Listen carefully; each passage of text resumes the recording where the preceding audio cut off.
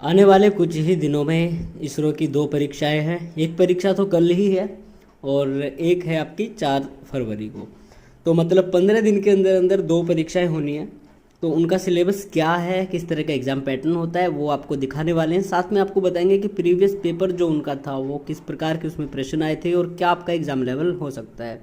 तो यहाँ पे देखिए, जो इसरो SAC की रिक्रूटमेंट आई थी अहमदाबाद की, वहाँ पे JTU की रिक्रूटमेंट थी।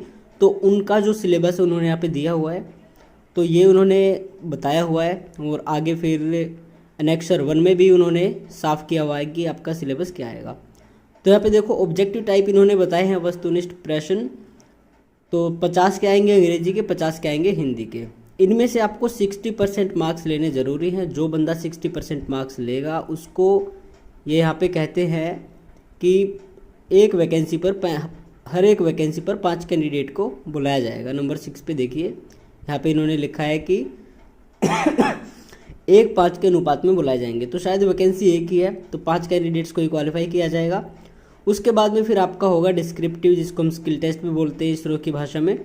तो स्किल टेस्ट में आपका होगा, यहाँ पे बताते हैं कि आपका सार लेखन होगा, जिसको हम प्रेस राइटिंग बोलते हैं, और ट्रांसलेशन होगा। और ये दोनों ही अंग्रेजी और हिंदी में होंगे। तो सार लेखन प्रेस राइटिंग होगा 20 अंक का और ट्रांसलेशन होगा 30 अंक का।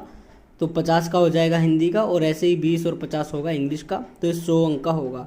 इसमें जिस बंदे के मिनिमम 60% आएंगे उसको क्वालिफाई किया जाएगा। अब क्या होगा, जब आपकी फाइनल मेरिट बनेगी तो वो प्री जो आपका रिटन टेस्ट जो कल होने वाला है SSC का, और 4 फरवरी को होने वाला है VSSC का, तो उनको उसके लिए चयनित किया जाएगा। ठीक है, यहाँ तक ये था। आगे चलते हैं, ये इंग्लिश का वर्जन है। और अब आपको दिखाते हैं ये इसरो का जो 4 फरवरी वाला एग्ज़ाम है। तो यहाँ पे देखिए, इन्होंने बताया हुआ है ये 4 फरवरी 2024 संडे को एग्ज़ाम है। 12:30 बजे का एंट्री टाइम है, 1:30 बजे तक एंट्री होगी। और ये तिरुवनंतपुरम केरल में ही होगा। 2 से 4 बजे तक का आपका एग्ज़ाम होने वाला है। आगे देखते हैं इन्होंने और क्या इंस्ट्रक्शंस दिए हुए हैं। तो यहाँ पे ये कुछ इंपॉर्टेंट डेट्स थी जब ये नोटिस आया था। इसके बाद इन्होंने बताया था कि इसके लिए एलिजिबिलिटी क्या है। और उस टाइम पे हम वीडियो नहीं बना रहे थे, तो इसकी हमने सिर्फ और सिर्फ PDF डाली थी अपने टेलीग्राम चैनल पर।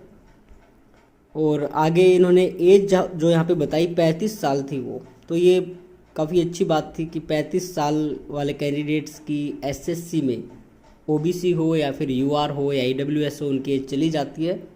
तो उनको यहाँ पे एक अच्छी अपॉर्चुनिटी मिली थी। और इसकी पोस्टिंग की बात करें तो पोस्टिंग इसकी होगी VSSC उसमें तिरुवनंतपुरम में। और बाकी ऑल इंडिया सर्विस है, तो जहाँ पे भी इनको ज़रूरत होगी वहाँ पे बुला सकते हैं, आपको भेज सकते हैं, ट्रांसफ़र कर सकते हैं। लेकिन पूरे चांसेस है कि आपको यहीं पे रखेंगे। अब सिलेक्शन प्रोसेस की बात कर लें तो भाई सिलेक्शन प्रोसेस में वही जो हमने आपको SSC में बताया, SSC की ही तरह ही, SSC नहीं है SAC बोल रहे हैं, ठीक है।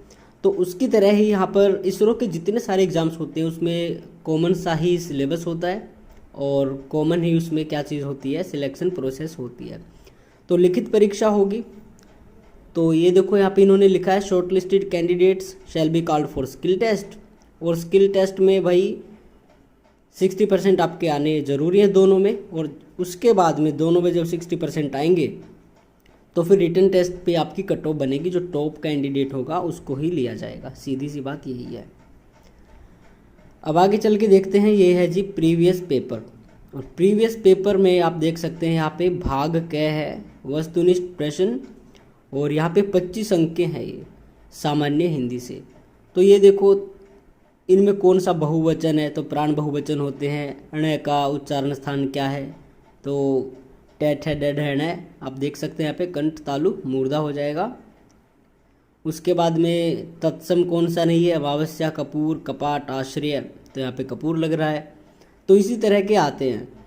उसके बाद पर्यायवाची आ जाएंगे। फिर आपके आ जाएंगे जी शुद्ध वर्तनी, और अनेक शब्दों के लिए एक शब्द, उपकार ने मानने वाला, आदि से अंत तक। और फिर मुहावरे, कहावतें।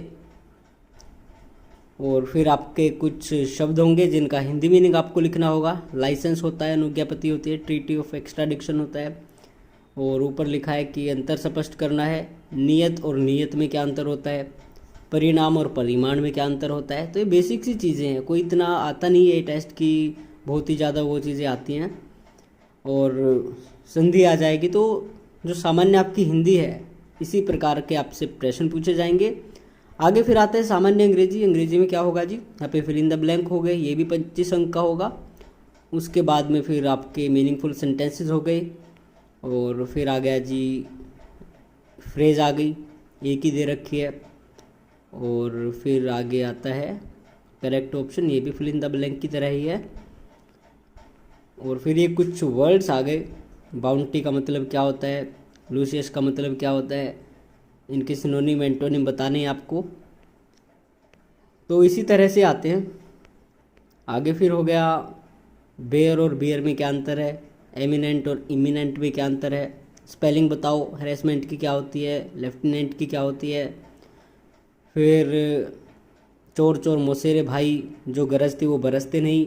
ये इंपॉर्टेंट चीज़ें, इसरो का आप जो भी एग्ज़ाम देंगे ना तो उसमें ज़्यादातर ऐसा ही होता है कि ये जो कहावतें पूछी जाती हैं उसका इंग्लिश ट्रांसलेशन कराते हैं, हिंदी ट्रांसलेशन कराते हैं।